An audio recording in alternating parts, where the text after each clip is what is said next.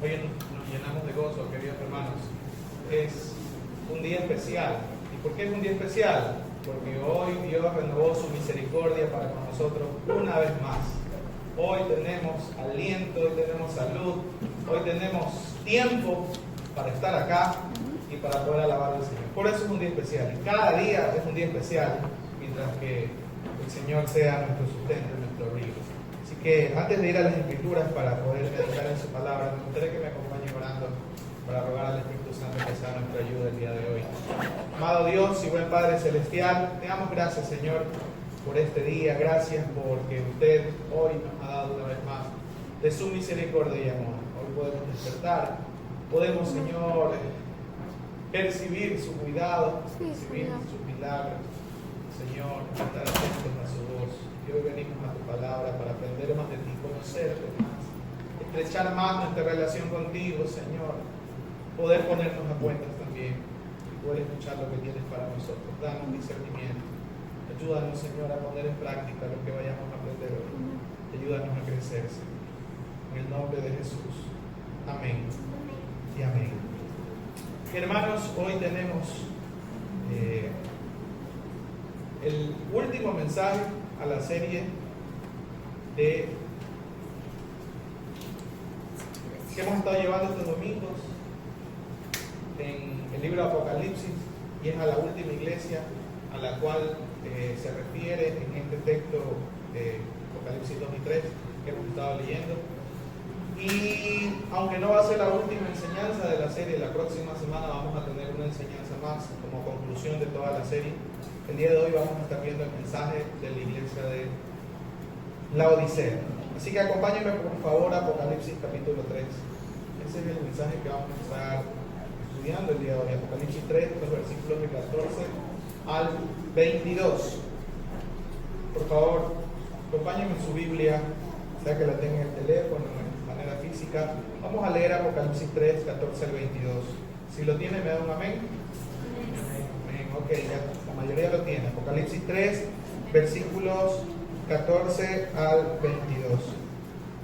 Lo voy a leer en Nueva Traducción Viviente, ¿ok? Dice: escribe esta carta al ángel de la iglesia de la Odisea. Este es el mensaje de aquel que es el amén, el testigo fiel y verdadero, el principio de la nueva creación de Dios. Yo sé todo lo que haces, que no eres ni frío ni caliente, como quisiera que fueras lo uno o lo otro. Pero ya que eres tibio, ni frío ni caliente, te escupiré de mi boca.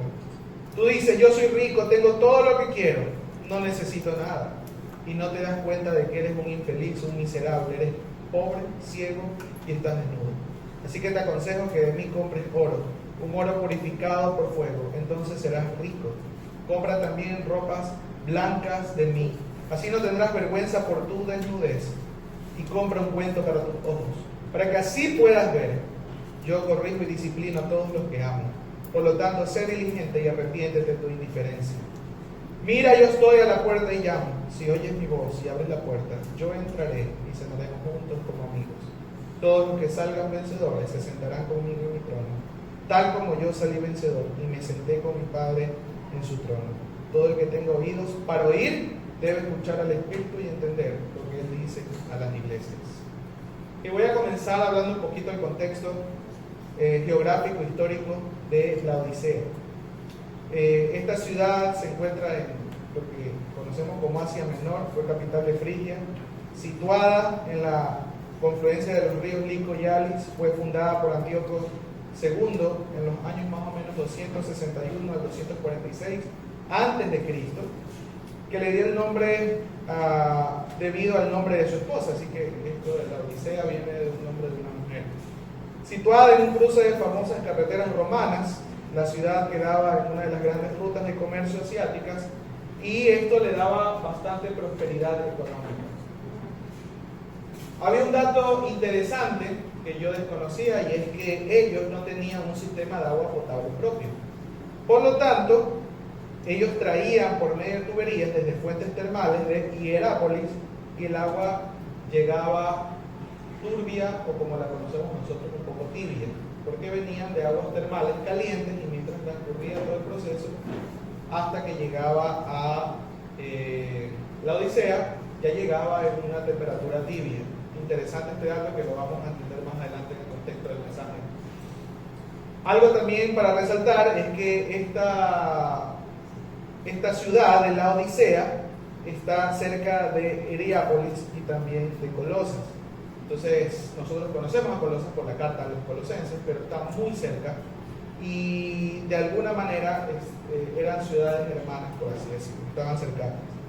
En la Odisea había mucho comercio, se fabricaban tejidos con la lana negra procedente de unos carneros criados en aquellos parajes, el cual era el elemento principal de mantos, alfombras, y hacía muy famosa la ciudad por eso, porque ellos podían conseguir fácilmente, debido a estos carneros que se criaban, la lana negra. Había allí también algo interesante, es que en ese lugar se podía conseguir algo que era muy común en la época, que era un polvo frigio, que era un tipo de colirio. No sé cuántos conocen lo que significa colirio. Es un preparado, por así decirlo, que permite darle tratamiento a enfermedades oculares. Y el polvo frigio en esa época era algo que se usaba para poder ayudar en el tratamiento de enfermedades de los ojos. Entonces, este lugar también era conocido como un centro médico, un lugar donde se conocía mucho acerca de la oftalmología. Entonces, se dice incluso que allí se había convertido como una especie de escuela médica. Eran muy reconocidos por este tema. Tenían tantos recursos que para el año 60 después de Cristo, dice que la historia dice que hubo un terremoto muy fuerte para el 60 después de Cristo, y obviamente el Imperio Romano quiso reconstruirla y ellos se negaron diciendo: nosotros tenemos tanta plata que no necesitamos que Roma nos ayude, así que nosotros la vamos a levantar. Y la historia dice que ellos mismos, después del desastre por medio de este sismo, ellos con sus propios recursos reconstruyeron la ciudad después de este suceso. Estas son las referencias históricas culturales de la Odisea que nos van a ayudar luego a comprender por qué y cómo y entender a profundidad el mensaje que da Jesucristo. ¿Por qué lo da? Ahora, en la Biblia también hay referencias a la iglesia que se encuentra en esta ciudad de la Odisea. Si nosotros vamos a Colosenses capítulo 4, vamos a ver que habían ciertas referencias. En el 4, versículo 12 dice: les manda saludos Epafras, un miembro de la misma comunidad de fe que ustedes y siervo de Cristo Jesús. Siempre ora con fervor por ustedes y le pide a Dios que los fortalezca y perfeccione y les dé la plena confianza en que están cumpliendo toda la voluntad de Dios. Puedo asegurarles que Él ora intensamente por ustedes y también por los creyentes de la Odisea y en Hierápolis. Miren, esto está en la carta que le escribe Pablo a los colosenses. Entonces allí menciona a Epafras, y seguramente Epafras era tal vez un líder o tal vez quien aportaba mucho en el liderazgo de la iglesia en la Odisea. Pablo mismo menciona que se preocupa por los creyentes en la Odisea. Colosenses capítulo 2 versículo 1 dice: porque quiero que sepáis cuán grandes luchas sostengo por vosotros y por los que están en la Odisea y por todos los que nunca han visto mi rostro. Entonces Pablo parece que también estaba fervientemente orando, combatiendo espiritualmente, preocupados por lo que estaba pasando con la iglesia en la Odisea. Y en Colosenses 4:15 dice: les ruego que saluden de mi parte a nuestros hermanos en la Odisea y también a Ninfas y a la iglesia que se reúne en casa, les envía saludos de la Odisea. O sea, para Pablo no era indiferente esta iglesia que se encontraba en la Odisea. En esta carta a los colosenses, como eran vecinos, como estaban cercanos, entonces también allí manda saludos. Estaban realmente bastante cercanos. Ahora vamos a profundizar ya más en el texto que hoy vamos a estudiar, que está en Apocalipsis 3. Y comienza diciendo el versículo 14, este es el mensaje, dice el versículo 14, escribe esta carta al ángel de la iglesia de la Odisea, este es el mensaje de aquel que es el amén, el testigo fiel y verdadero, el principio de la nueva creación de Dios. Como hemos estado viendo a lo largo de todos los domingos, al principio de cada mensaje a una iglesia se describe al autor. Sabemos que el autor es Jesús, y eso lo hemos venido estudiando a lo largo de todas las enseñanzas del domingo. Y acá hay una referencia a Jesús, dice: escribe aquel que es el amén. el testigo fiel y verdadero, el principio de la nueva creación de Dios. Cuando dice amén, nosotros sabemos la traducción de amén, o si usted no la conoce, cuando los cristianos decimos amén, queremos decir ciertamente, así sea, con toda seguridad, de verdad, estamos afirmando algo. Entonces, acá está hablando, dice el amén, el que es cierto, el que es seguro, el que es y ha de ser siempre, el cual no tiene mentira alguna, el cual no le cabe duda alguna. Ese es Jesucristo, el amén. Lo cierto, lo que no tiene duda. Pero también dice que es el testigo fiel y verdadero. Testigo fiel y verdadero. Tal vez los que saben un poquito más del tema de leyes sabrán que a veces se necesitan testigos para poder mostrar o demostrar algún hecho. Y acá dice que este es un testigo, pero es un testigo fiel y verdadero. Jesús es alguien en quien realmente se puede confiar porque su testimonio, es decir, sus palabras, son verdaderas. Las personas muchas veces fallamos, puede ser que incluso cuando nos pregunten algo, por querer agradar al que nos escucha, a veces cambiamos ciertas palabras. O si decimos va a ser muy duro lo que voy a decir, mejor me callo y cambio las palabras, soy muy sutil. Las personas muchas veces tratamos en ese trabajo de querer agradar a veces a las personas, cambiamos ciertos aspectos de los hechos muchas veces.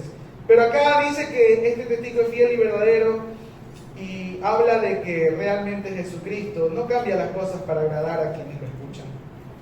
Él dice las cosas que son verdad y las dice como tiene que decirlas y como nosotros necesitamos escucharlas.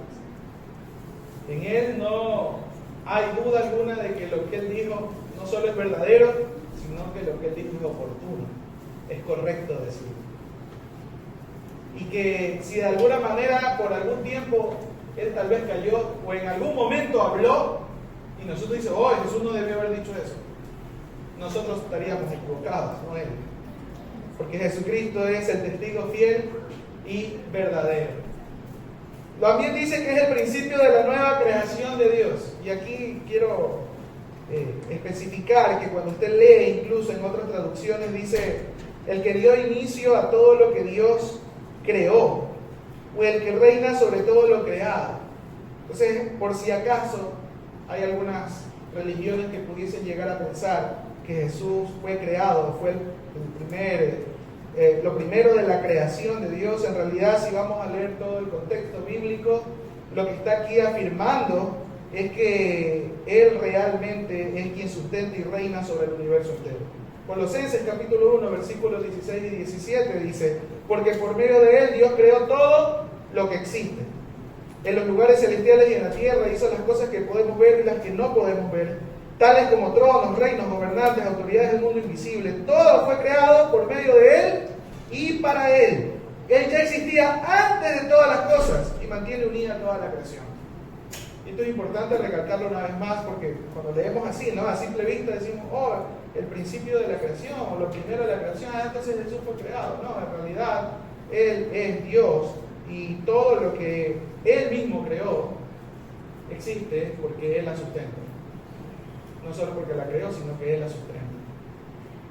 Y aunque no es el objeto del estudio de hoy, yo quiero dejarlo claro, ¿no? Porque a veces se toman estos versículos y se malinterpretan y se los saca de contexto. Pero en el contexto bíblico general sabemos que Jesús es Dios y Él es eterno. Y Él no pudo haber sido creado después del Padre. Él que escribe esta carta es el que tiene, pero además que tiene la verdad, es la verdad, es el que sustenta y reina sobre el universo entero. Y Él es el que le escribe a la iglesia y le dice lo siguiente: yo sé todo lo que haces, que no eres frío ni caliente. Como quisiera que fueras lo uno o lo otro. Pero ya que eres tibio, ni frío ni caliente, te escupiré de mi boca. Wow, yo no sé cuántos de ustedes ya habían leído antes esta porción, es muy conocida, muy estudiada, pero es una fuerte reprensión. De hecho, todo lo que vamos a leer de aquí en adelante, en el mensaje que Jesús le da a esta iglesia, es reprensión. No hay ni siquiera por allí algún síntoma bueno, algo bueno en el diagnóstico que hace Jesús de la iglesia. Todo es muy fuerte, todo es una reprensión muy fuerte.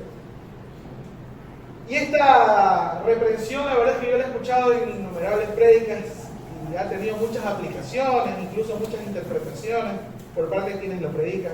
Pero hay algo que deberíamos entender, es que cuando nosotros estudiamos un texto, hay que poder entenderlo en el lugar del contexto que está brindándose este mensaje. Y el contexto histórico y cultural es precisamente lo que les acabo de decir hace unos momentos. Ellos no tenían agua potable. Los que vivían en la Odisea no tenían agua potable y tenían que traer el agua de Heliópolis, de algunas aguas termales, pero no venía de alguna manera con el sabor o no venía con la temperatura adecuada, sino que la traían por estas tuberías y para desgracia de ellos, el agua en la mayor parte del tiempo llegaba bastante tibia. Yo no sé cuántos de ustedes han tomado agua tibia. ¿Usted ha tomado agua tibia? El que ha tomado agua tibia sabe que es mala. Es mala. Cuando uno está cansado, uno por lo general busca un agua fría. Helada. Te refresca, ¿verdad? Y cuando en cambio quieres preparar un té, un café y quieres diluir algo, buscas agua caliente. Pero el agua tibia, nadie dice voy a tibiar el agua para tomarme agua tibia. O sea, el agua tibia realmente es mala. Si alguna vez la probó, dice, no, usted no anda buscando agua tibia por ahí para tomar, porque no te refresca ni tampoco te ayuda. Entonces, realmente es mala y la verdad es que es tan desagradable que a veces incluso si usted toma bastante agua tibia y no está acostumbrado, tal vez hasta le puede dar ganas le puede dar náuseas, le puede dar ganas hasta de vomitar. Entonces, aquí vemos cómo Jesús usa una ilustración conocida para ellos. Esto es algo que tal vez para nosotros es desconocido, pero para ellos era algo común. Pues. Para ellos era algo común. Ellos estaban conscientes de que tenían un problema dentro de su región y es que no tenían una agua a la temperatura adecuada y les llegaba tibia. Entonces seguramente tendrían que esperar un buen rato para que esa agua deje de estar tibia y la puedan tomar. O sea, como que se refresca el ambiente, pero no el agua que llegaba inmediatamente les llegaba tibia. Entonces, en este mensaje se utiliza esta ilustración de manera que ellos, porque el mensaje iba para ellos, y en cierta medida podemos tomar nosotros una aplicación para nosotros hoy, ¿no? Pero el mensaje iba para ellos y les estaba diciendo acá que por cuanto ellos no estaban ni fríos ni calientes, sino tibios, entonces Dios estaba desagradado de las cosas que hacían. Para Dios las cosas que ellos hacían eran desagradables. Para Dios era desagradable lo que ellos estaban haciendo. Así como para ellos era desagradable esa botella que llevaban, para Dios también es desagradable la vida que ellos llevaban, las cosas que ellos hacían. Ese es el contexto histórico para entender un poquito e irnos profundizando. Ahora, usa el contraste, ¿no?, entre frío y caliente.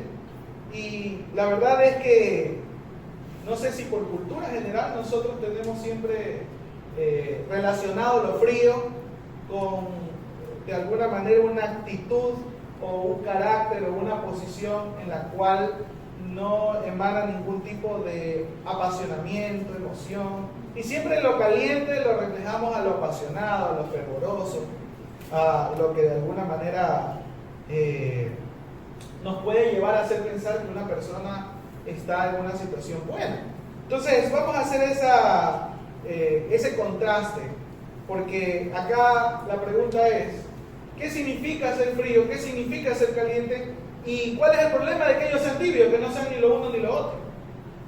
Entonces, haciendo esta semejanza y de alguna manera pensando en que una persona espiritualmente fría, porque estamos hablando de una ilustración, una simbología, es aquella persona que de alguna manera es totalmente apática a las cosas de Dios. Es una persona que no tiene una relación con Dios, es una persona que de alguna manera ha negado la fe o no se ha acercado a Cristo. En contraste a una persona espiritualmente caliente, que tal vez es una persona fervorosa, amorosa, apasionada por las cosas del Señor, que está pendiente de su crecimiento espiritual, o incluso que pudiese ser al revés, ¿no?, que lo caliente sea lo que acabo de mencionar como frío y lo frío como caliente. Aquí el punto no es ese precisamente. Aquí el punto es que ellos se encontraban en la mitad, que no era ni lo uno ni lo otro, que eran tibios. Ese es el problema. No, el problema no le dice que ustedes son fríos y describen lo que es ser una persona espiritualmente fría. Le dice, el problema acá es que ustedes son tibios. Es decir, tienen un poco de lo uno y tienen un poco de lo otro. Ahora, si usted ha tal vez en la casa tratado de calentar agua, tal vez para preparar algo, tal vez para poder bañarse, no sé, alguna ocasión tal vez usted lo ha intentado, los que somos papás tal vez nos tocó calentar agua para bañar al bebé, porque hay que bañarlo con agua tibiecita, ¿verdad?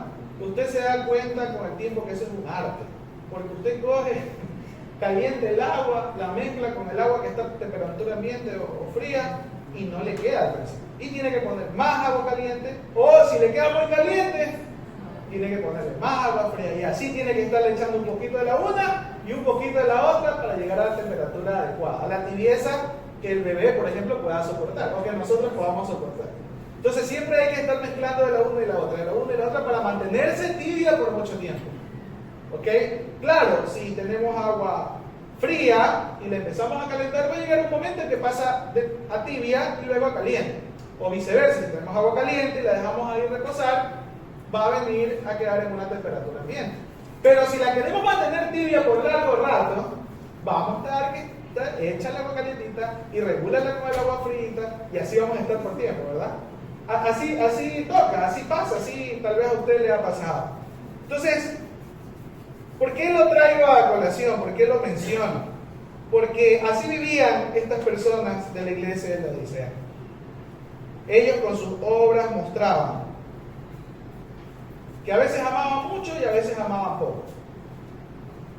Que a veces, por ejemplo, se relacionaban con Dios de manera muy ferviente y otras veces eran apáticos. Y estaban trayendo un poco de lo uno y un poco de lo otro. No eran ni fríos ni calientes. Eran tibios.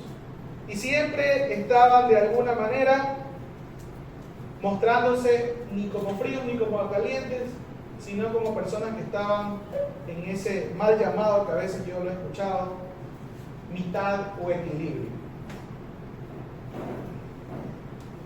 No sé cuántos de ustedes han escuchado, no, es que tenemos que estar equilibrados. Hay ciertos aspectos en la vida en los cuales no hay equilibrio, hermano. O es blanco o es negro, o es frío o es caliente. Y en este aspecto aquí Dios los reprende por estar en ese equilibrio térmico, espiritual. Y esto es importante, hermanos, porque de verdad, a veces pensamos que todo en la vida debe haber un equilibrio. Todo en la vida debe haber un equilibrio. Y en realidad, aquí Dios, Jesús mismo, reprende porque han llegado a un estado de equilibrio térmico, espiritualmente hablando, como ilustración, en la cual muestran que, como muchos tal vez de hoy de nosotros, que no sé cuántos han escuchado esto, que dicen, mire, la verdad es que yo no soy religioso porque no me quiero hacer fanático, por eso no voy todos los domingos a la iglesia, ni ando haciendo permanente, ni nada, porque no quiero ser religioso. Y hay otros que en cambio dicen, la verdad es que yo no quiero saber nada del Señor, pero de vez en cuando voy a la iglesia porque me siento bien. Esas son muestras de tibieza, por ejemplo, con respecto a la confianza o la fe en Dios. Otros dicen, la verdad es que yo no lo odio, pero le tengo algo de respeto. Y por eso voy en Semana Santa, voy en Navidad, y me acerco cada vez que puedo, a mi manera. Porque las religiones son del hombre, escudándose de ese tipo de argumentos. Entonces, viven en una tibieza porque ni se acercan a Dios, ni tampoco se alejan por completo. Y aquellos que vienen a la iglesia también, a veces como oyentes, escuchando la palabra del Señor, dicen que yo le tengo tanto respeto a Dios que sí, voy, me interesa. Pero tampoco como para comprometerme, tampoco como para poder que me estén diciendo mucho que se los llevo a las ofrendas, que yo me someta, que me sirva temprano. No, tampoco así. Entonces la tibieza la podemos encontrar en sus varias formas y en sus varias maneras, solo por mencionar unos ejemplos. Y esto también se puede escalar incluso, porque acá estamos hablando de cristianos en una iglesia, a las relaciones interpersonales, sabiendo que Dios nos llama a amar a nuestro prójimo, y con mucha más razón a nuestros hermanos en la fe. Muchos de nosotros pudiésemos decir, es que este hermano en la fe no me cae bien. Entonces, de lejito nomás. De lejito nomás porque este hermano no me cae bien. Entonces, de lejito nomás, hola, Dios te bendiga. Lejos nomás porque la verdad es que no me cae bien. y no experimentamos o no practicamos o no somos obedientes a lo que dice la palabra del Señor. Si tienes algo contra tu hermano, ve y dile, ponte a cuentas con él, dice la palabra del Señor. Porque los dones que Dios nos ha dado es para la edificación de la iglesia, es decir, para la edificación de tus hermanos en la fe. Y yo siempre hago esta pregunta, digo, ¿cómo a veces no podemos tener relaciones saludables con nuestros hermanos en la fe y pretendemos llegar a la eternidad, donde la vamos a tener ahí para siempre? Aquí la vemos 2 horas, 3 horitas, pero en la eternidad vamos a estar juntos para siempre. Entonces, lo digo porque no solamente a esa gente que llega de vez en cuando a la iglesia, esos son los tibios, no. Aún nosotros que pudiésemos estar muy cercanos al Señor, o al menos nosotros pretender que estamos cercanos al Señor, muchas veces mostramos tibieza. Vemos a alguien en necesidad, vemos a alguien que está pasando por tribulación, vemos a alguien que no tiene tal vez para sus alimentos, o vemos y conocemos de algún proyecto, como aquí en la iglesia, que solo me están que me hablan de los proyectos de la fundación, de esto que hay que ayudar a los niños, que las canastas, que las becas, que los niños. ¿Y qué hacemos? No, es que la verdad es que yo no puedo dar porque mi presupuesto es recortado y mejor me hago de la vista gorda, me hago el loco. Esa no es la misma actitud del que pasaba de largo y no fue como el buen samaritano y dejó allí al enfermo. Hermanos, yo quiero que entendamos algo. A veces nosotros estamos también como estos creyentes de la iglesia de la Odisea. Muchas veces tibios, pero no nos damos cuenta, no lo queremos reconocer. Porque así nos acostumbramos a vivir. Y estamos haciendo un poco de lo uno y un poco de lo otro. Ni en lo frío ni en lo caliente. Sino que estamos ahí metiéndole un poquito de frialdad a nuestra espiritualidad. Y muchas veces poniéndole un poquito de calentura a nuestra espiritualidad. Entonces venimos el domingo, nos calentamos un poquito. Lo suficiente como para el lunes, martes, miércoles, jueves, viernes y sábado mantenernos tibios. ¿Por qué? Porque el mundo nos comienza a enfriar. Nuestros deseos de la carne nos comienza a enfriar. De lunes a sábado. Y aquí venimos el domingo como a echarle un poquito de agua caliente para mantenernos tibios. Y yo esto lo he dicho algunas veces con todo el amor del mundo. Usted no viene el domingo a calentarse. Estamos usando la ilustración, ¿no? Que está acá. Usted viene el domingo a mantener algo que usted ya debería mantener, deberíamos todos mantener durante toda la semana. Es nuestra relación con el Señor, nuestra adoración con el Señor. Y ahora lo hacemos de manera corporativa, con la iglesia. Y entonces todos no deberíamos venir cansados, agobiados y agotados, diciendo, ay, hermano, es que yo necesito sentarme y escuchar, no me pongas nada porque yo quiero escuchar. Ok, ¿cuán malas de haber estado? ¿En qué tibieza de haber andado para que el domingo no quiera servir a otros? No estén en la disponibilidad. Y no digo que esté mal, está bien que vengamos y escuchemos la palabra del Señor, y a veces es bueno también dar un alto a las cosas que estamos haciendo. Pero la pregunta es, ¿qué hacemos cuando reconocemos eso? ¿Nos quedamos así, nos acostumbramos a esa tibieza? ¿O hacemos algo al respecto? Y eso es lo que yo quiero, o lo que creo, mejor dicho, que Dios está llamando la atención a esta iglesia, y creo que nos puede llamar la atención a aquellos que nos podemos identificar con esa tibieza. Tibio es cuando te apasionas mucho por algo y a veces incluso te puedes apasionar un poco o nada por las cosas del Señor. Y cuando digo que te apasionas mucho por algo, tal vez te apasionas mucho por un tema específico que a Dios no le agrada. Y con tus principios cristianos, te apasionaste tanto por el asunto que desestimaste totalmente la palabra del Señor. Ya lo voy a explicar un poquito más. Entonces no te terminas apasionando realmente por las cosas que le agradan al Señor, sino por lo que tú consideras correcto y eres indiferente a lo que está pasando a tu alrededor. Por ejemplo, hay muchos cristianos que, apasionados por la teología, se han olvidado de predicar las buenas nuevas de salvación, se han olvidado de llevar el evangelio tan sencillo a aquellos que están necesitando escuchar de Cristo. Y hay aquellos también apasionados por andar dando el mensaje de Jesús, que lo cambian, lo suavizan y no le prestan oídos a la sana doctrina y no estudian las Escrituras. Hay de aquellos cristianos también que se les confronta con temas que son, por ejemplo, de esta época y que deberíamos tener una respuesta bíblica y clara, como cuando alguien nos dice, ¿tú qué piensas de los LGBTI o del aborto? ¿Tú qué piensas del homosexualismo? Y nosotros en nuestra tibieza, ¿qué hacemos? Callamos. Callamos, no decimos nada. ¿Por qué no decimos nada? Porque eso es políticamente incorrecto. Podemos ofender. Alguna vez escuché también que dicen que mi iglesia no me enseñaron. Entonces, como no me enseñaron, no hay un seminario ahí de este tema, entonces mejor cuando alguien hable de esto, mejor me callo. ¿No tenemos las escrituras acaso para poder decir lo que dice la palabra del Señor? Yo creo que más bien sí la tenemos. Lo que nos hace falta es valentía. Nos hace falta realmente tener en claro lo que dice el Señor y obedecer lo que Él dijo que hagamos. Que no es para contienda, hermanos, pero sí es para edificación de otros.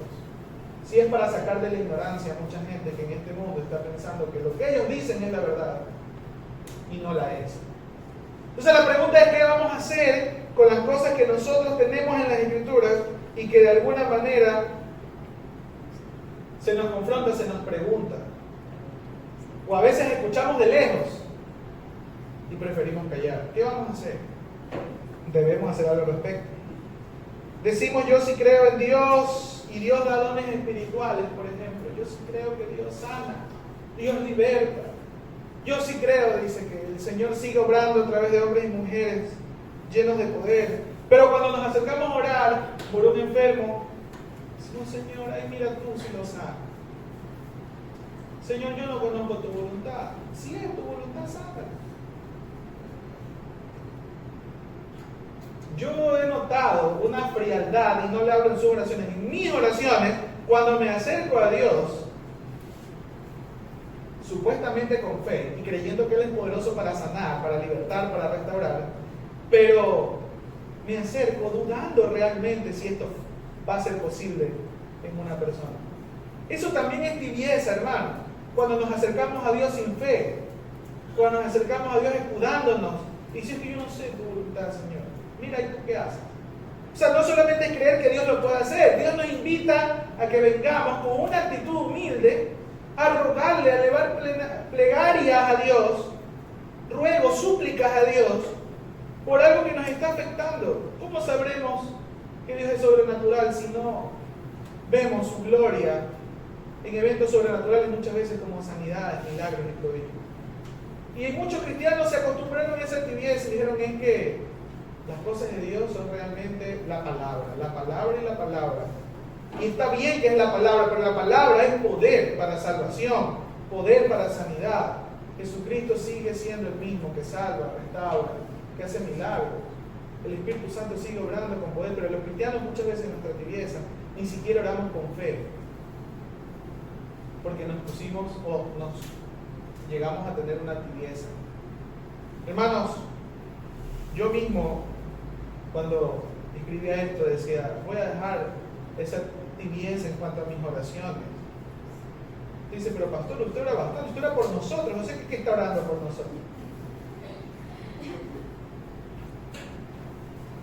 Ha sido un proceso para mí, realmente, el poder en estos últimos años, el reconocer delante del Señor que aunque sé que Él es poderoso, yo muchas veces sigo dudando de que Él pueda sanarle, Él pueda proveerle, y Él pueda hacer algo milagroso. Pero yo quiero que como iglesia aprendamos a escuchar este mensaje que le dice a la iglesia de la Odisea, y que tal vez es para muchos de nosotros, que no oramos con fervor, no oramos realmente creyendo que Dios lo va a hacer. Y no como alguien quien impone las cosas, hermanos, sino como alguien quien entiende y quien cree en ese Dios todopoderoso que tenemos. Hermanos, si nos vamos a acercar a Dios, acérquese creyendo que Él es real, que tiene el poder y que Él puede obrar y va a obrar en su problema. Pero si no, no se acerque. Eso es lo que dice acá Jesús: si no, no te acerques. Al menos pudiésemos reconocer que eres frío. Pero por cuanto no eres ni frío ni caliente y eres tibio, te escupiré o te vomitaré, dice el Espíritu. Dejemos esas oraciones tibias, dejemos esa actitud de tibieza para responder a los problemas que estamos teniendo alrededor y realmente aprendamos a ser los siervos que Dios quiere que seamos. No lo que yo le estoy diciendo cómo sea, yo no tengo que decirle cómo usted debe ser, porque cada uno tiene aquí diferentes dones, diferentes talentos, están en diferentes posiciones en sus hogares, en sus trabajos. Sea el siervo y el obrero, el hijo que Dios quiere que usted sea. Una persona tibia es aquella que tiene falta de compromiso para la obra del Señor y se despreocupa totalmente de su crecimiento espiritual.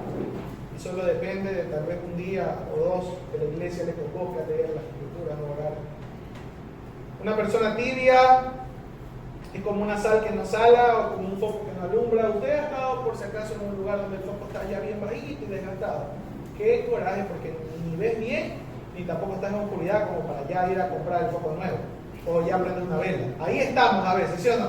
Con ese foco ahí medio dañado, que está que baja, sube, o a veces ya está ahí desgastado y no compramos el foco nuevo, porque algo alumbra, algo alumbra, algo alumbra. Así muchas veces nosotros también estamos en tibieza. Algo por ahí alumbramos. ¿Por qué? Porque le invitamos a X persona a la iglesia. ¿Cuál fue el mandato de Jesucristo para nosotros como sus hijos? Que vayamos a andar invitando gente a las sinagogas, dice la Escritura. No, no dice eso. La Escritura dice que vayamos y hagamos discípulos. Vayamos y hagamos discípulos. Vayamos y prediquemos las enseñanzas de Jesucristo. Pero para eso hay que prepararse, para eso hay que orar, para eso hay que ir a visitar a las personas, para eso hay que invertir tiempo, dinero, y yo no tengo eso. Eso es tibieza. Es no ser obediente a la misión que Dios nos dejó. Mucha gente a la cual yo le hablo mucho del tema de misiones, siempre me dice, pero es que primero hay que preocuparse de los que están cerca del barrio y de la casa. Pasan 2 años, 3 años, 5 años, y siguen preocupados solo por los que están cerca. Porque hay que llevar la palabra en los que están cerca. La misión de Dios habla de poder ser testigos ¿a dónde? No solo en tu localidad, en Jerusalén, Judea, Samaria, hasta lo último de la tierra. La iglesia tiene un enfoque misional global, mundial. Por eso hacemos mucho énfasis. Dice, pastor, ¿y por qué estamos todos? Ahora ya la liturgia se cambió. Hay gente que ha llegado aquí y me dice, yo nunca he visto en una iglesia que se ore por etnias. Sí, es que todos deberíamos hacerlo, pero hay muchos que por la tibieza con respecto a la misión de Dios, decimos es que eso nos toca invertir más dinero, es que eso nos toca cambiar la liturgia, y los hermanos después se van a quedar 10 minutos más y ya los hermanos con 1 hora ya están cansados y se quieren ir el domingo. Entonces no hay que añadir más cosas a la liturgia, no, hermanos. Dejemos la tibieza respecto a aquello, a la misión de Dios, y busquemos como iglesia y por individual hacer la misión de Dios como Dios quiere que la hagamos, y no solamente invitar a gente al templo, porque a veces creeríamos que eso es la misión de Dios, invitar a gente al templo. En la pandemia yo no sé qué hicieron los que solo invitaban gente al templo. En la pandemia no había templo para poder. La invitaban al Zoom y le pasaban el link. Y está bien, no digo que esté mal. Lo que digo es, hay algo primordial o primero, prioritario, y es hablar del Evangelio de Cristo. Y eso es tibieza. Estoy tratando, hermanos, no de achacarnos y de hacernos pedazos por la forma en la que vivimos. Estoy tratando de poder reconocer cómo se notaría la tibieza hoy en día para nosotros. Cómo la pudiésemos reconocer. Cómo la pudiésemos detectar para hacer algo al respecto. Acá sigue diciendo, versículo 17 de Apocalipsis 3. Tú dices, yo soy rico, tengo todo lo que quiero, no necesito nada, y no te das cuenta de que eres un infeliz y un miserable, eres pobre, ciego y estás desnudo. ¿Qué decía esta gente de la Odisea o la iglesia de la Odisea? Soy rica, no tengo necesidad de ninguna cosa. Yo les decía que por la situación socioeconómica ellos tenían muchos recursos. Me asombra esto de que un pueblo devastado por un terremoto no haya recibido la ayuda de un imperio con tantos recursos como el romano. Y cayeron en lo que muchas personas caen cuando tienen muchos recursos. ¿En qué? En la autosuficiencia. En la autosuficiencia. Que cree que porque tiene un buen sueldo, tiene bienes materiales acumulados, entonces ya estoy seguro y soy feliz. Entonces, porque tengo bienes, tengo casa, tengo carro, tengo una cuenta bancaria inflada, estoy tranquilo, dice la gente. Estoy feliz, y yo con esto digo que usted no debe ahorrar. Lo que yo quiero es que nosotros pongamos en nuestra mente y en nuestro corazón, respondamos esta pregunta: ¿dónde debe estar nuestra confianza? ¿En los bienes materiales o el Dios Todopoderoso que nos provee la fuerza, la sanidad, la salud la creatividad, la inteligencia y la sabiduría para trabajar cada día y poder sustentar nuestros hogares.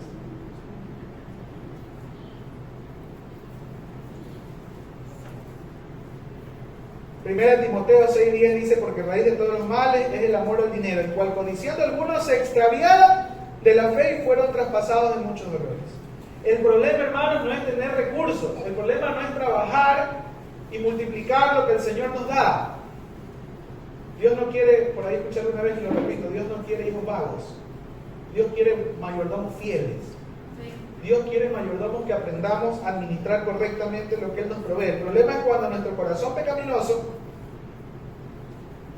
hace de ese recurso que Dios nos da un ídolo y empezamos a poner nuestra confianza en ese ídolo.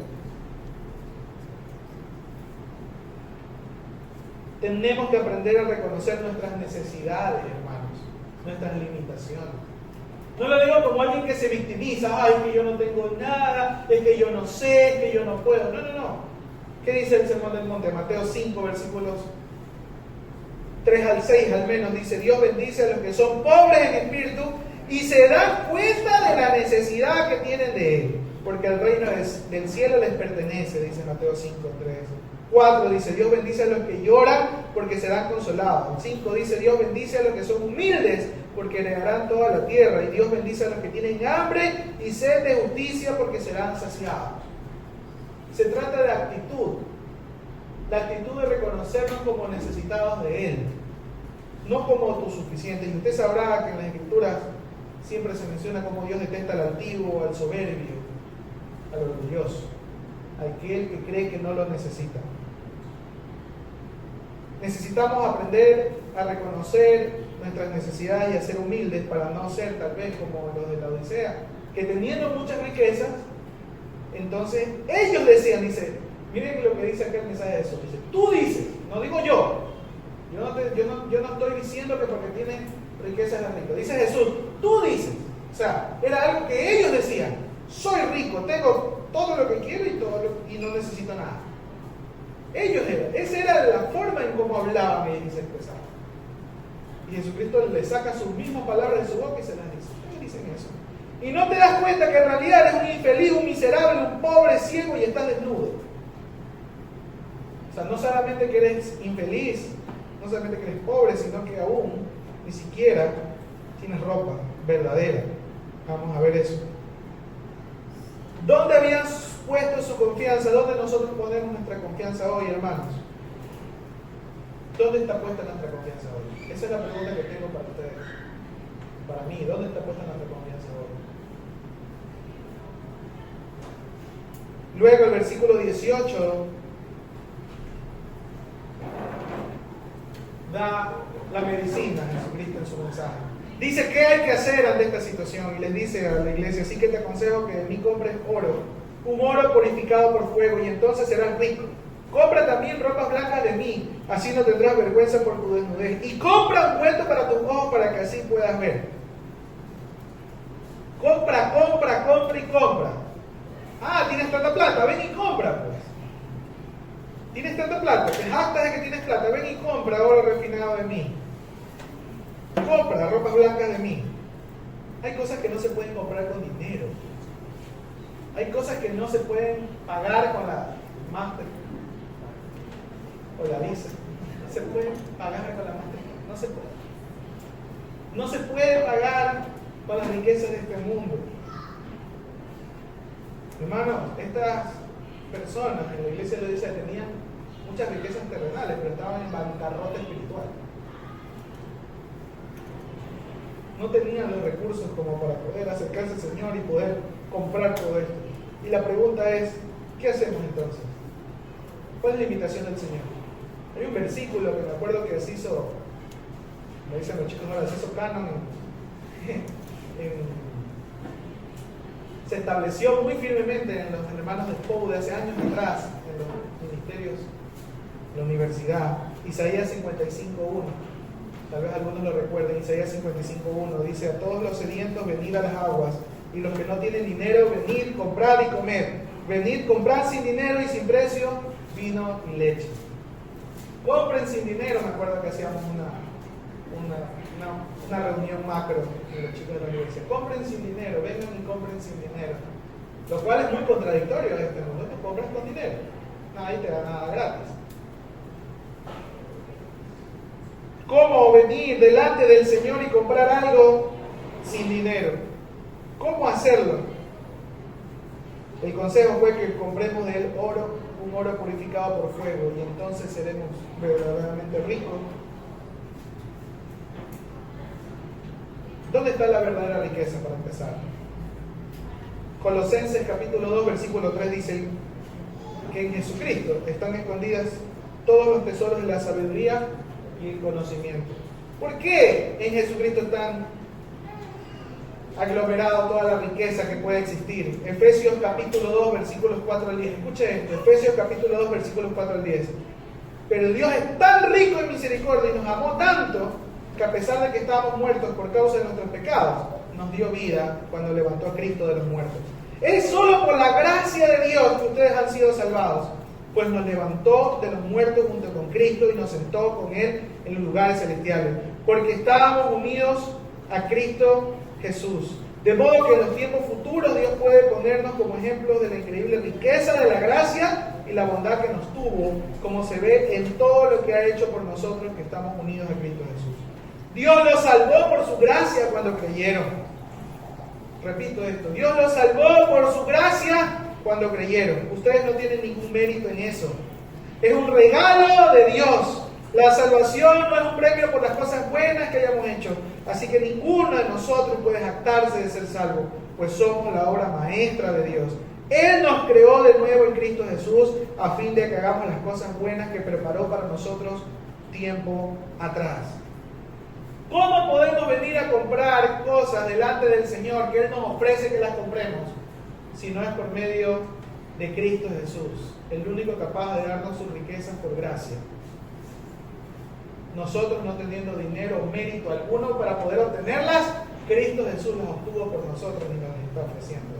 Y hay una sola manera de poder obtenerlas y es creyendo. Dios los salvó por medio de su gracia cuando creyeron. La fe.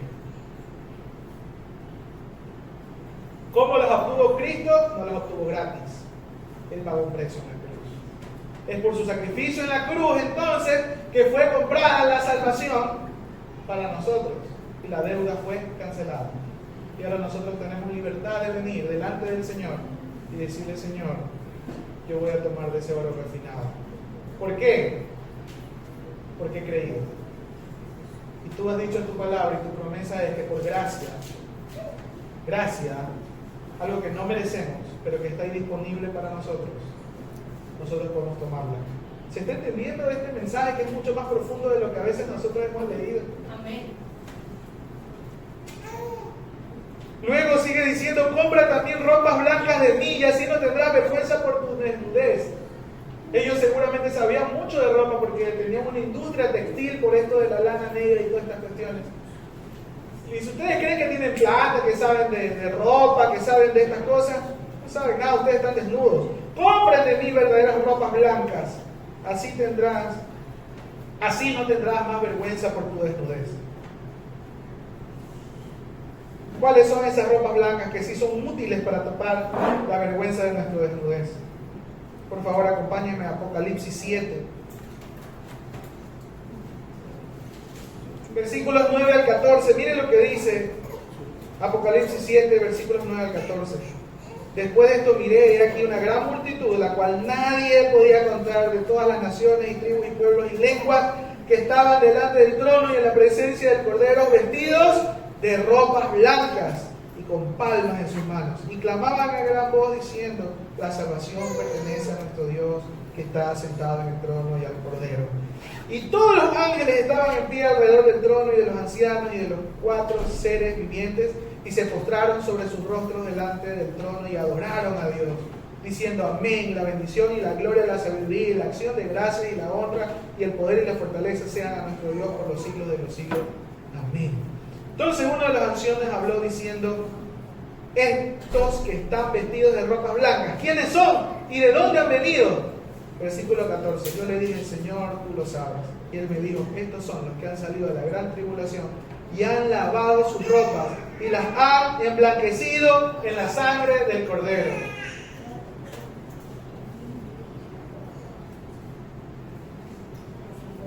Nosotros estaremos delante de Jesucristo adorándole, haciendo una ilustración con estas ropas blancas, porque hemos sido limpiados, emblanquecidos por la sangre del Cordero derramada en la cruz. Por eso fue que Él pagó el precio. Por eso es que Él es el rico y nosotros los pobres. Por eso es que Él es el capaz y nosotros los incapaces. Porque Él, por amor, ha ido a la cruz a tomar nuestro lugar, algo que nosotros no pudimos haber hecho. Dice, no, cada uno hubiera muerto por su pecado. Es que aunque nosotros hayamos muerto, no hubiera sido suficiente y aceptable delante de Dios Santo, porque tenía que ser un cordero sin mancha. Y eso es lo que significa el nuevo pacto. La sangre del cordero establece un nuevo pacto en el que Dios nos permite establecer una comunión con Él para siempre. Pero ¿cómo podemos estar delante de la presencia de Dios si no somos primero santificados? Y eso es lo relevante del nuevo pacto, que con un solo sacrificio fue suficiente para que nosotros seamos perdonados, limpiados y restaurados y que obtengamos una nueva vida. ¿Cómo era el antiguo pacto? Tenían que hacerse sacrificios por los pecados de las personas. Y había un sistema de sacrificio muy difícil. ¿Y para qué Dios estableció eso? Para que entendamos la verdad, y es que la paga del pecado es muerte. Y alguien tenía que morir, pero no era suficiente. Por más que maten corderos y maten palomas y maten, no era suficiente. Tenía que haber un cordero perfecto que sea sacrificado y que lleve sobre sus hombros el pecado de toda la humanidad y que se haga efectivo por medio de la fe para aquellos que creemos que allí estaba mi pecado, allí estaba mi maldad, allí estaba mi vida pasada en esa cruz, y ahí fue que yo puedo tener acceso a no solo tener comunión con Dios, sino que de allí para adelante Dios pueda otorgarme un nuevo corazón, una nueva vida, y yo pueda caminar en perfecta comunión con Él, porque el Espíritu Santo ahora viene a habitar en mí. El Espíritu Santo ahora viene a cambiar mi vida y a hacer todo nuevo. Yo quiero hacer un alto, estoy en más de la mitad del sermón, pero quiero hacer un alto porque yo creo que justo el día de hoy tenemos acostumbrado a participar de la cena del Señor. Yo quiero que tomemos la cena del Señor en este punto. En este punto del sermón voy a hacer un lado a la liturgia que normalmente tenemos, y me gustaría que en este momento que estamos reflexionando en el nuevo pacto de Jesucristo, por favor atendamos a lo que las profecías dijeron acerca del nuevo pacto. Voy a leer las profecías y luego mis hermanos van a pasar por sus asientos repartiendo los elementos de la cena para aquellos que han creído en Cristo Jesús y han dado el paso del testimonio público de su fe mediante el bautizo. ¿Cuáles eran las promesas que se dieron en el Antiguo Testamento para ese nuevo pacto que estoy hablando? Jeremías 31, del 31 al 33 dice: se acerca el día, dice el Señor, en que haré un nuevo pacto con el pueblo de Israel y de Judá. Este pacto no será como el que hice con sus antepasados cuando los tomé de la mano y los saqué de la tierra de Egipto. Ellos rompieron ese pacto, a pesar de que los amé como un hombre ama a su esposa, dice el Señor. Pero este es el nuevo pacto que haré con el pueblo de Israel después de esos días, dice el Señor. Pondré mis instrucciones en lo más profundo de ellos y las escribiré en su corazón, y yo seré su Dios y ellos serán mi pueblo. Y Ezequiel capítulo 36, 26 al 27, otro profeta hablando de ese nuevo pacto en el Antiguo Testamento, dice: les daré un corazón nuevo y pondré un espíritu nuevo dentro de ustedes. Le quitaré ese terco corazón de piedra y les daré un corazón tierno y receptivo. Pondré mi espíritu en ustedes para que sigan mis decretos y se aseguren de obedecer mis ordenanzas. ¿Cómo se cumple eso, hermanos? ¿Cuándo se cumple eso? Cuando Cristo va a la cruz. Cuando Cristo va a la cruz. Ahí se establece ese nuevo pacto. Y voy a leer antes de poder entregar los elementos. 1 Corintios capítulo 11. donde Pablo menciona a los corintios. 1 Corintios 11:23 dice: porque yo recibí del Señor lo que también os he enseñado, que el Señor Jesús, la noche que fue entregado para ir a la cruz, dice, tomó pan y habiendo dado gracias lo partió y dijo: tomad y comed, este es mi cuerpo que por vosotros es partido, hacer esto en memoria de mí. Y asimismo también tomó la copa después de haber cenado, diciendo: esta copa es el nuevo pacto en mi sangre, hacer esto todas las veces que la bebieres en memoria de mí. Así pues, todas las veces que comieres este pan y bebieres esta copa, la muerte del Señor anunciéis hasta que Él venga. Hay una representación que los cristianos tenemos no solo como costumbre, hermanos, sino como ordenanza de Dios. El poder tomar del pan y de la copa y recordar el sacrificio de Cristo en la cruz y el establecimiento de ese nuevo pacto. El nuevo pacto que en su sangre nos permitiría tener vestiduras blancas delante del Señor. Esa es la manera de poder comprar vestiduras blancas.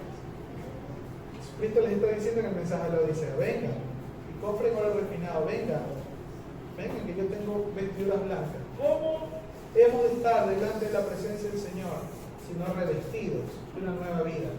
¿Y cómo hemos de ser revestidos de una nueva vida? Si no a través del nuevo pacto en Jesucristo. ¿Y cómo los cristianos hemos de recordar ese nuevo pacto si no es a través de la cena del Señor?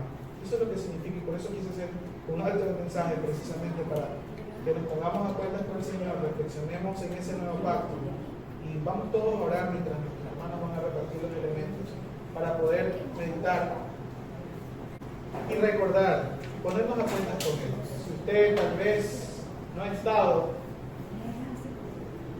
caliente o frío, ha estado tibio espiritualmente hablando, arrepiéntase hoy.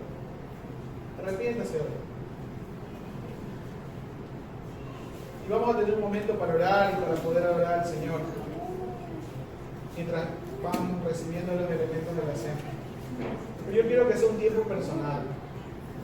Yo quiero que usted allí donde está ore al Señor. Y aquellos que tal vez todavía no han puesto su fe en Cristo Jesús o tal vez no han dado el paso de fe al bautismo, es un buen momento para tomar decisiones. Es un buen momento para reflexionar y ponerse cuenta con el Señor.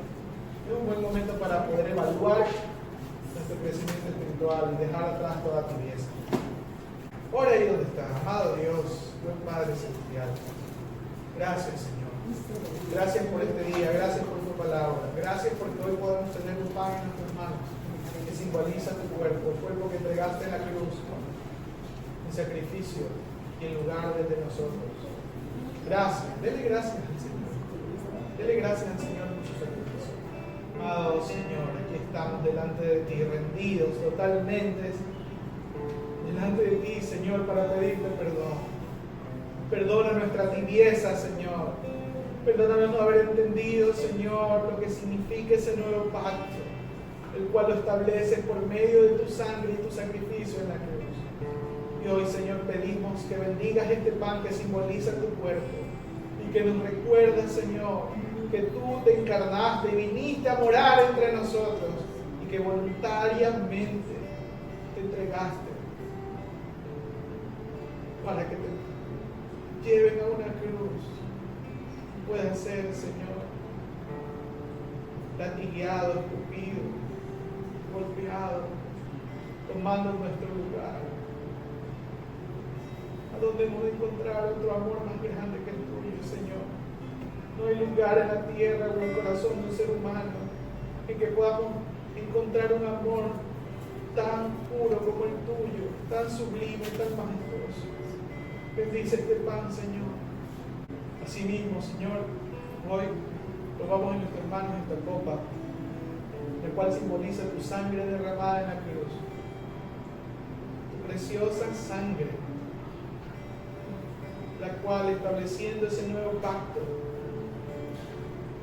entonces nosotros podemos ser limpiados por esta sangre, emblanquecidos con nuevas vestimentas que cubran nuestra desnudez y nuestra pobreza.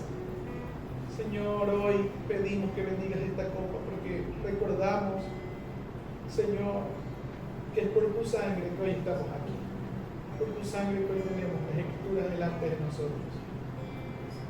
Es por tu sangre que hoy estamos vivos, porque tú sustentas el universo entero y aún a tus hijos los atraes con cuerdas de amor. Gracias, Señor. Gracias, Dios. Bendice esta copa, Señor. Gracias, Señor. En el nombre de Jesús, te alabamos y te bendecimos, Señor, por este tiempo especial. Amén y amén. Como decía, quise hacer un alto ahí al sermón para tener este tiempo. Continúo con lo que sigue diciendo, que ya para poco dice luego Jesucristo: vengan y compren ungüento para tus ojos, para que así puedas ver. Ellos sabían del ungüento para los ojos. Sí. El contexto histórico nos dice que en la Odisea se fabricaba una especie de colirio, un polvo de Frigia que era muy conocido y que eran incluso reconocidos por tener ese lugar o ese espacio donde se aprendía de oftalmología y de medicina. Podían ellos entender que aunque tenían esto para poder ver bien físicamente, en realidad estaban ciegos, y que en realidad Dios les decía: ¿quieren verdadera medicina para sus ojos, que puedan ver la realidad espiritual en la que están? Vengan y compren de mí un ungüento para sus ojos, para que así entonces puedan ver. ¿Cómo hemos de ver si no es a través de Jesucristo? Juan 9:39 dice: entonces les dijo: yo entré a este mundo para hacer juicio, para dar vista a los ciegos y para demostrarle a los que creen que ven que en realidad son ciegos. Y esto se cumple con el mensaje de la Odisea. Y en Juan 8:12 dice: Jesús habló una vez más al pueblo y dijo: yo soy la luz del mundo. Si ustedes me siguen, no tendrán que andar en la oscuridad, porque tendrán la luz que lleva a la vida. Por eso es que decimos que la Biblia es cristocéntrica, hermano. Porque en todos lados que vamos y revisamos un versículo, ahí está Cristo. Allí está Cristo. En Él están contenidos todos los tesoros de la sabiduría, del conocimiento y de la misericordia. En Jesucristo también están contenidas todos los colirios que nos puedan llevar a poder ver claramente, que nos saquen de la oscuridad en la que muchas veces vivimos. Y que aquellos que viven en completa oscuridad, que no conocen a Cristo. ¿Hay alguien que les pueda abrir los ojos? Sí, nosotros vamos a ir. No, hermano, es Cristo quien les va a abrir sus ojos. ¿Cómo han de conocer ese Cristo? Allí sí, por medio de nosotros. Han de conocer a Cristo por medio de sus hijos, por medio de su pueblo, por medio de la iglesia. Por eso es que tenemos la misión de ir y llevar el Evangelio. Pero quien ha de abrir sus ojos es Cristo, porque Él es la luz del mundo. Él es la verdadera luz, capaz de sacar la ceguera y la venda de los ojos de aquellos que no pueden ver con claridad la verdad de Dios. Luego sigue diciendo el versículo 19, el mensaje de Jesús para la iglesia de la Odisea: yo corrijo y disciplino a todos los que amo, por lo tanto sé diligente y arrepiéntete de tu indiferencia. El 20 dice: mira, yo estoy a la puerta y llamo, si oyes mi voz y abres la puerta, yo entraré y cenaremos juntos como amigos. Todos los que salgan vencedores se sentarán conmigo en mi trono, tal como yo salí vencedor y me senté con mi Padre en su trono. Oiga, ¿saben qué?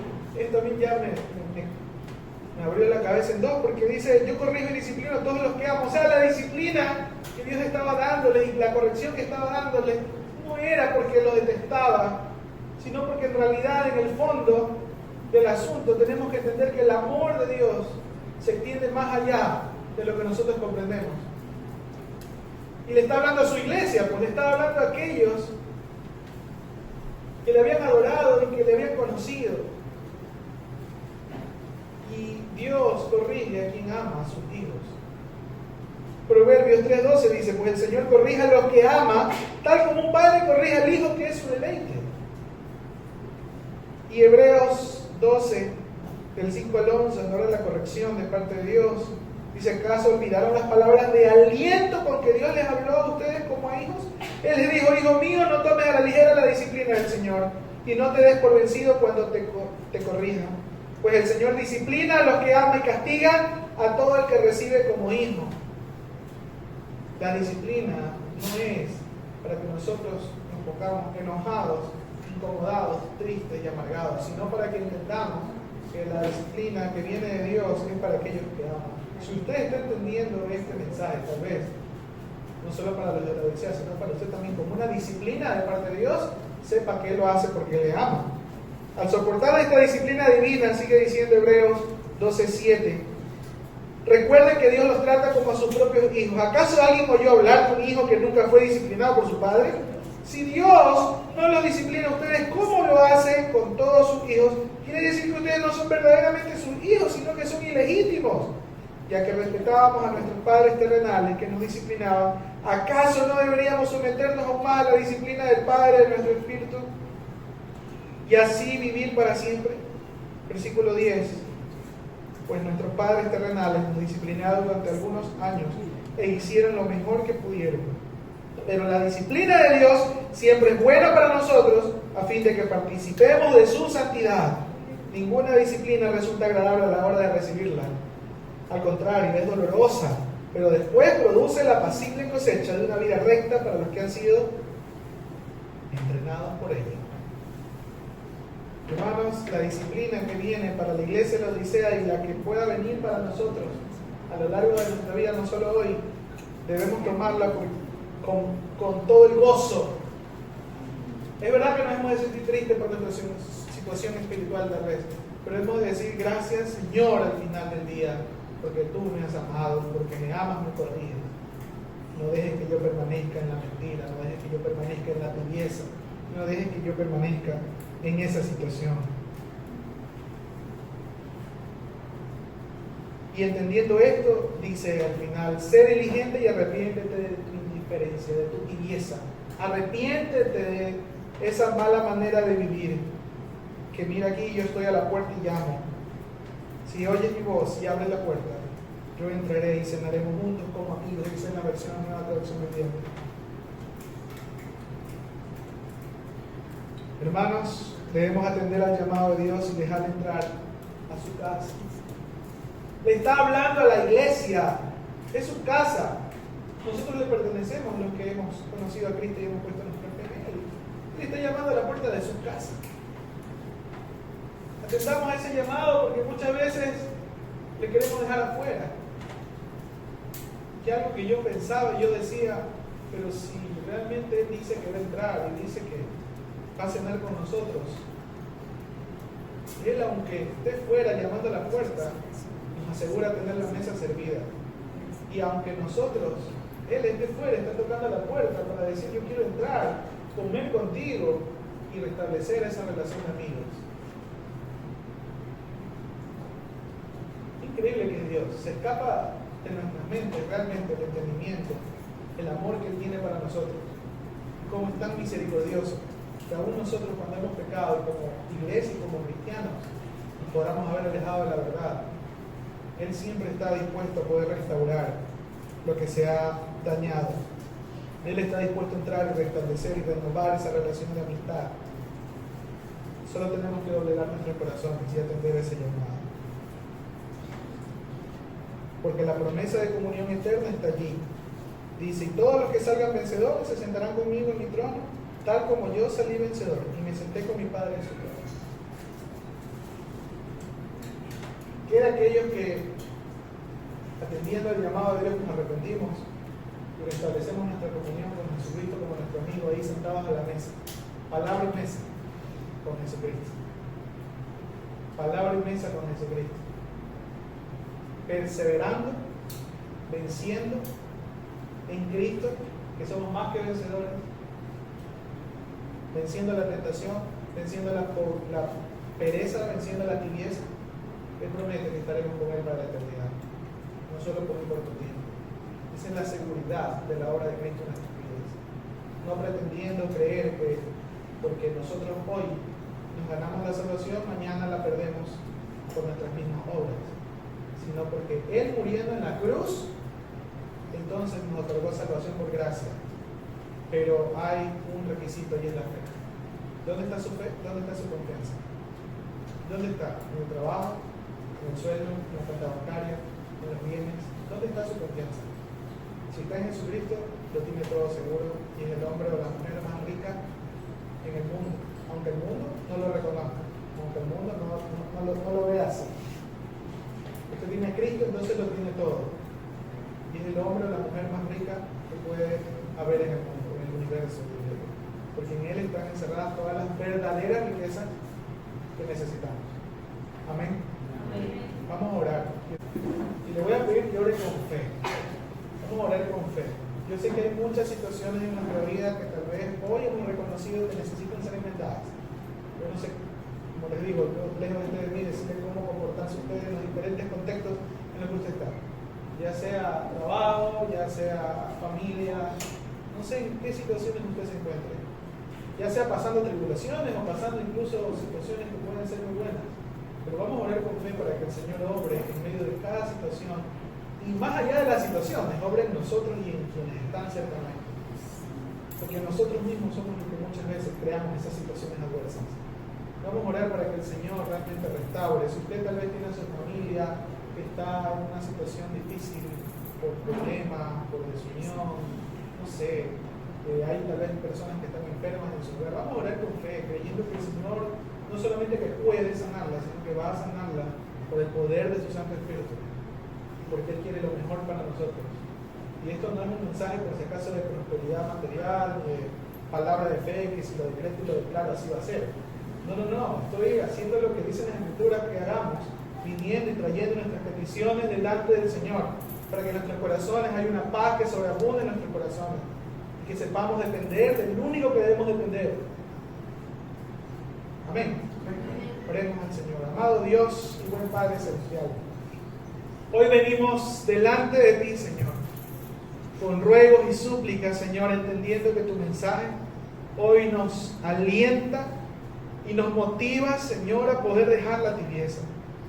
Señor, y hoy venimos delante de usted a rogarle, Señor, que usted esté atento a las peticiones y al ruego de nuestro corazón. Señor, hay situaciones personales, hay situaciones difíciles en nuestro corazón. Hay luchas en nosotros, Señor. Hay muchas veces, Señor, pecado en nosotros que no hemos podido dejar.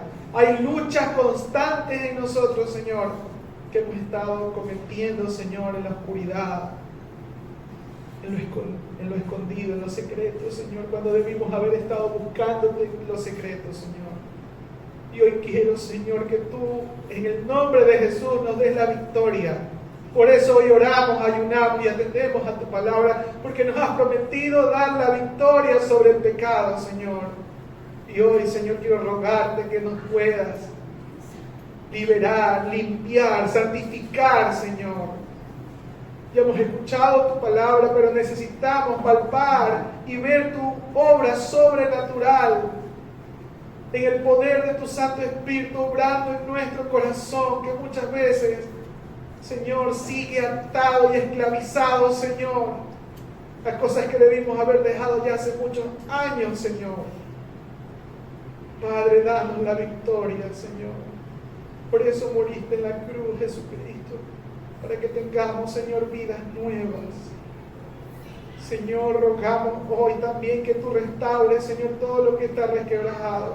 Tal vez hay relaciones, Señor, en nuestros hogares, con nuestros amigos, familiares, Señor, en las cuales hay falta de perdón, en las cuales, Señor, tal vez hemos dejado de hablar, tal vez hemos dejado de compartir con personas que nos han hecho daño, Señor. Derrama sobre nuestros corazones abundante misericordia y amor para poder perdonar, y asimismo, Señor, abre las puertas para que podamos ser perdonados de aquellos que hemos fallado, Señor. Permítenos, Señor, que nuestras relaciones y las relaciones en nuestros hogares o lugares de trabajo, Señor, puedan ser relaciones edificantes. Si tal vez en nuestros hogares hay matrimonios que se están destruyendo, y rogamos de un milagro, Señor. Hoy rogamos, Señor, que usted haga un milagro, porque tú, Señor, no solamente que lo puedes hacer, sino que te deleitas en restaurar a la familia, Señor. ¿Cómo no has de obrar en lo que te deleitas, Señor? ¿Cómo no has de obrar, Señor, para mostrar tu gloria? Y venimos, Señor, a rogar que tu gloria se muestre en cada milagro, Señor, de restauración familiar, en los matrimonios y en nuestras relaciones también, Señor, interpersonales. Y rogamos, Señor, si hay enfermos y debilitados, Señor, que usted traiga sanidad Señor, pronta para aquellos que están tal vez en cama, Señor, para aquellos que tienen enfermedades terminales, Señor, terminales para los doctores y este mundo, pero para ti, en ti sabemos que no es el fin. En ti sabemos, Señor, que hay, Señor, sanidad espiritual y también física para aquellos que creen y para aquellos que te buscan, Señor. Rogamos, Señor, por la vida de nuestro hermano Luis y de Mónica, Señor, y de Lucas. Señor, están pasando situaciones un poco adversas, Señor, pero sabemos quién los sustenta. Usted los sustenta, Señor, y rogamos, Señor, delante de su presencia, que usted sea trayendo la sanidad, la fortaleza y el gozo, Señor, en medio del proceso del nacimiento de su hijo Lucas. Que allí donde estén, Señor, puedan ver tu gloria, puedan ver tu poder, y que todos, Señor, quienes están alrededor queden maravillados, Señor, de tu poder y de tu gloria, Dios. Y así rogamos, Señor, en cada uno de los aspectos de nuestra vida, que te glorifiques, Señor, con poder, porque tu Espíritu Santo es poder, Señor, no solo conocimiento, es poder. Y así, Señor, como iglesia, podamos testificar de las grandes maravillas que tú sigues haciendo hoy. Padre, este país te necesita, esta iglesia te necesita, cada uno de nosotros te necesita. Glorifícate, Señor, y muéstrate con claridad, Señor, y con poder, no solo ante nosotros, sino ante el mundo, para que el mundo crea, Señor, así con milagros y prodigios como siempre lo has hecho, Señor. Gracias, Dios, en el nombre de Jesús.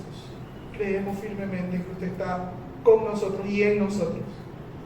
Y aquí estamos, Señor, como siervos fieles, para poder obedecer tu mandato, Señor, de ir y anunciar este mensaje a aquellos que no te conocen.